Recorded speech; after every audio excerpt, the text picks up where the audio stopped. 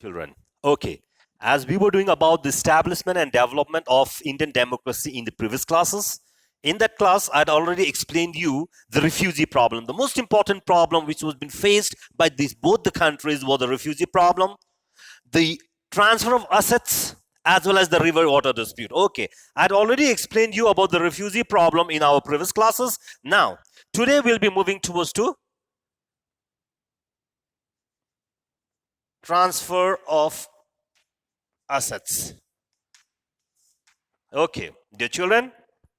Now, see, this was another great problem. Okay, transferring of asset especially means it's a useful or a valuable things or a person, or let's say it's a property. Okay, it's a property owned by a particular company or a person, so that is an asset. Okay, asset what we have. Now, see, as I've told you, there were a number of side effects, disadvantages of partition. Okay, like transfer of population. Transfer of population from one country to another country. That was another great problem which was been faced by both the countries. Problem of recovery of abundant properties. Abundant properties means you know very well. Okay, like for example, the people, like he was first he was residing in Pakistan. Now he had to come back to India. Now he cannot bring his permanent property out there, so he had to leave that property permanently. Is it clear? Abundant.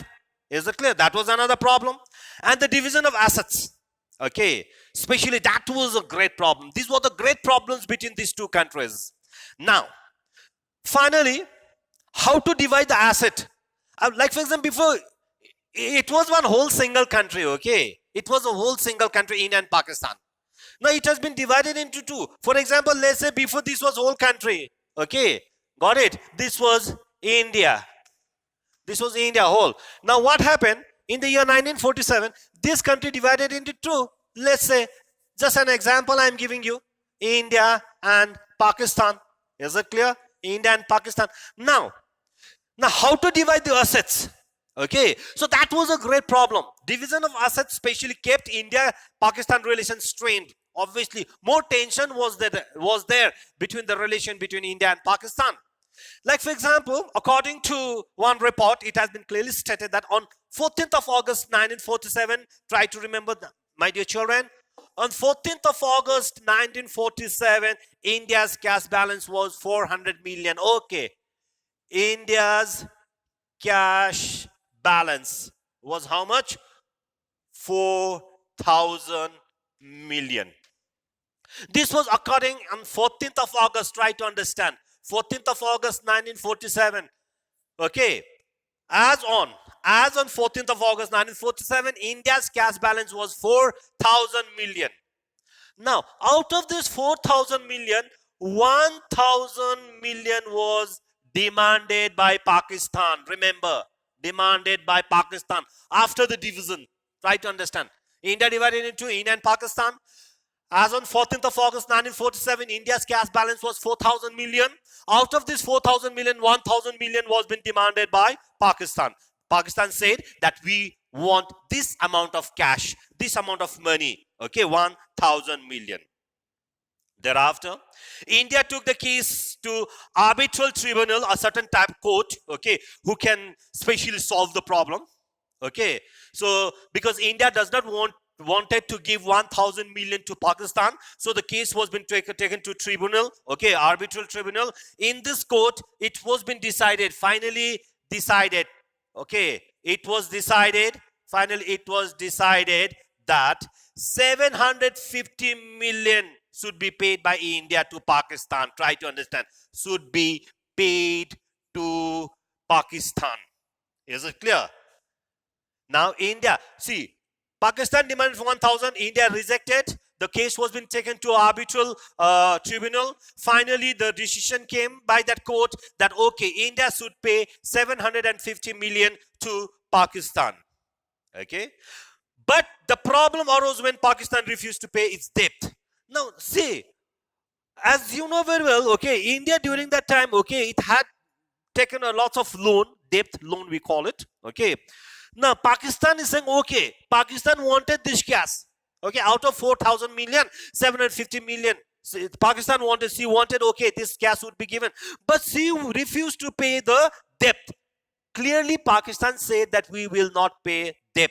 Any type of loan which has been taken by India, we will not be repaying back. Okay, so this was what Pakistan's statement was there. In fact, Pakistan is yet to clear a pre-partition debt of rupees 3 crores, which is being carrying forward every year after year in its budget account as a liability. But in fact, actually, Pakistan was supposed to pay a debt, a loan of rupees 300 crores. Pre-partition. Pre-partition means before partition. Before partition, the amount of loan taken by Pakistan, that was 3,000 crores, and that was supposed to be paid by Pakistan, and they had not cleared it yet. Is it clear? And in India's budget, it was as a liability. You know what is the meaning of liability? Is it clear? The state of being liable. Is it clear? It's especially a responsibility given by law. Liability. For example, I have taken a loan. Okay, I have taken a loan. That is my liability. Is it clear? That is my liability. Asset means the thing which I have. Liability means the one which I have to pay. Is it clear? So that is the difference between asset and liability, we call it. Is it clear? Like, for example, I have lots and lots of gold and ornaments. Okay, I have got buildings and cars and all. Those are my asset. Those are my asset. Like, for example, I've taken a loan from any other bank or public bank or a private, is it clear, private finance, something around 10 lakhs, 20 lakhs, 30 lakhs. Okay, that is my liability. That amount of money I had to pay, that is a liability. That is what you call liability. Okay, at the time of partition, it was decided that India would take the responsibility of paying foreign debts and Pakistan would pay its share in 3 equal installments. See, clearly it was been written at the time of partition, when the division was been made, when India was been divided into, it was clearly decided, okay, India would take the responsibility of paying foreign debts. Foreign debts, which I will told you, okay, the amount of money which we have taken from other countries. So we have to pay. That is also a loan. That is a debt. Is it clear? So that we have to pay it back. So at the time of partition, it was clearly decided that, okay, India will take the responsibility of paying the foreign debts. Whatever the amount of money we have taken as a loan from other countries, India will take the responsibility. But there it was also clearly written that Pakistan also had to pay its share in 3 equal installments. Are you understanding? Like, for example, India is ready to pay. That means Pakistan also has to pay that loan. Are you understanding? So it was been clearly decided, okay, Pakistan will pay it in 3 equal installments. But Pakistan clearly refused to pay its debt. And there began another great problem. See, during the time of partition, it was clearly decided that Pakistan will pay the debt in 3 equal installments. Okay, whatever the share they had to pay, like, for example, let's say 3 crores rupees, we have to 300 crores rupees of we have to pay. Okay, for example, let's say India will pay 200 crores and Pakistan will pay 100 crores. That 100 crores Pakistan will pay in 3 equal installments. That was a decision made at the time of partition. But now, when the time came of paying the debt, Pakistan completely refused, and another problem started. Thereafter, India on its part paid rupees 20 crores out of 75 crores to Pakistan. Say, out of 75 crores. Out of 75 crores, 20 crores India paid to Pakistan as its share, and Pakistan was now to pay its share 55 crores. See, India paid 20 crores out of 75 crores to Pakistan as its share. Now now Pakistan has to pay 55 crores. Okay, as a debt, and that 55 crores were being held back by India. Because see, as you know very well, 750 million means 75 crore. Okay, India had to give 75 crore to Pakistan. Out of this 75 crore, 20 crore India already paid. Now remain how much? 55 crore. This amount, 55 crore, was being held back as Indian Prime Minister Nehru. Because Indian Prime Minister Nehru said that first the issue of Kashmir has to be resolved. Out of 75 crore, India paid 20 crore. Okay, India paid 20 crore to Pakistan. Remaining 55 crore was been held by the Indian Prime Minister Jawaharlal Nehru, because first what he wanted to solve the problem of Kashmir. He wanted to solve the Kashmir's issue first, because it was been clearly seen that if we will sanction the amount of 55 crore to Pakistan, and the Pakistan may utilize that amount for military purpose against India. That was the reason why Jawaharlal Nehru held back this amount, 55 crores. Have I made my point clear to children? Is it clear? Out of 75 crores, 20 crores were been given to Pakistan. Now remain 55 crores. 55 crores were been held by the Indian Prime Minister Jawaharlal Nehru.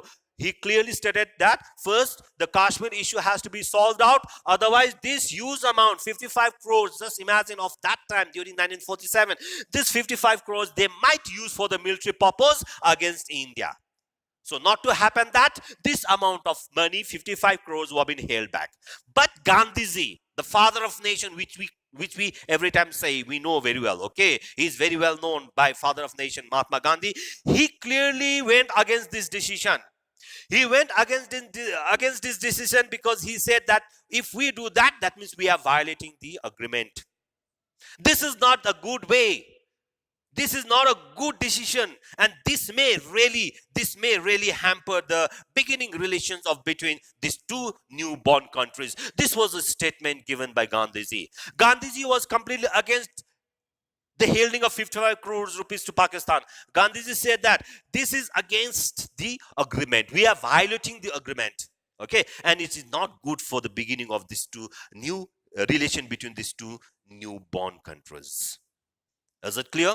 Okay, finally, division of assets finally took place. And how it was been divided? In the ratio 4:1. Finally, try to understand. Finally, the division of asset, okay? Finally, the division of assets took place in what ratio? Took place in the ratio of 4:1. 4:1 clearly means, like for example, there are 5 gold bars. 5 gold bars are there. Out of these 5 gold bars, 4 will be kept by India and 1 will be given to Pakistan. This is what you call 4:1 ratio, okay? 4 would remain in India and 1 would be sent to Pakistan. See, 5 gold bars are there. Suppose, let's say 5 gold bars are there. That means 4:1 ratio. Finally, a division of asset took place according to the ratio 4:1, which means that 4 gold bars will remain in India and 1 will send to Pakistan. In this ratio, the final division of assets took place. Okay. Pakistan now agreed to reuse Indian currencies as there were only 1 printing press there. Okay. Now, there was another problem of currency now. Which currency would Pakistan be using now? So finally, Pakistan had to agree that they will reuse Indian currency because there was only 1 printing press. There was only 1 printing press, so they will use the Indian currency. So the Indian currency were marked with government of Pakistan stamp till Pakistan could establish its own printing press. Till the time the printing press will not be there in Pakistan, Pakistan will be using the Indian currency, but mark of government of Pakistan would be there. A stamp, government of Pakistan stamp will be there in the currency, and that currency will be using by Pakistan. That means for the time being, till the time the Pakistan will not establish its own printing press, till that time Pakistan will be using Indian currency, but that currency has to be marked with government of Pakistan stamp. With partition also came the problem of recovery of abandoned properties. Okay, how to recover the abandoned properties? Okay, another great problem, okay. Another great problem of partition was the recovery of abandoned properties. See, like for example, those who have left Pakistan and entered in India, their permanent property is there in Pakistan, isn't it? And those who have left India and had gone to Pakistan, their permanent properties are there in the India itself only. So how to recover that? That was another problem. The communal rights had forced the people of both the countries to abandon immovable properties in the parent countries. See, when the communal rights broke out, as we know, it was very much clear. The people started moving from one place to another, either from Pakistan to India or India to Pakistan, leaving their immovable properties. Like, for example, like I had a house, a permanent settlement, a building in Pakistan. I was being forced to leave Pakistan and come back to India. Do you think so? Is it possible for me to carry that whole building and bring it in India? It's not possible. I cannot bring my movable property I can bring, but I cannot bring my immovable property. Like, from my lands are there, okay, my buildings are there, so I cannot bring. So that was another problem, how to recover that. Non-Muslim refugees from Pakistan had left close to 5,000 million worth property in Pakistan. See, non-Muslim refugee who were in Pakistan, they left Pakistan and came to India. They left behind something around 5,000 million worth property in Pakistan. Just imagine, non-Muslims from Pakistan, they had to leave something around 5,000 million worth property in Pakistan, and they came in India. On the other hand side, Muslim refugees, just see, Muslim refugees who left India and went to Pakistan, they had just left only 1,000 million worth property in India. See the differences. See the differences. The non-Muslims who are coming from Pakistan, they left the property something around 500 million worth. And the Muslims who left India and went to Pakistan, they just left 1,000 million property in India. Finally, a negotiation took place, okay, a discussion took place between these both countries, okay, as early as 29th August 1947. Finally, the both countries started having a negotiation, sit and have a talk and try to find out the solution, okay, what has to be done, how to recover these Aberdeen properties. India wanted the refugees to give compensation for the property they had left behind. See, this was the demand of India. India clearly said that, okay, the compensation has to be given to the refugees who have left their property behind in Pakistan. Compensation. What amount? A certain amount of money.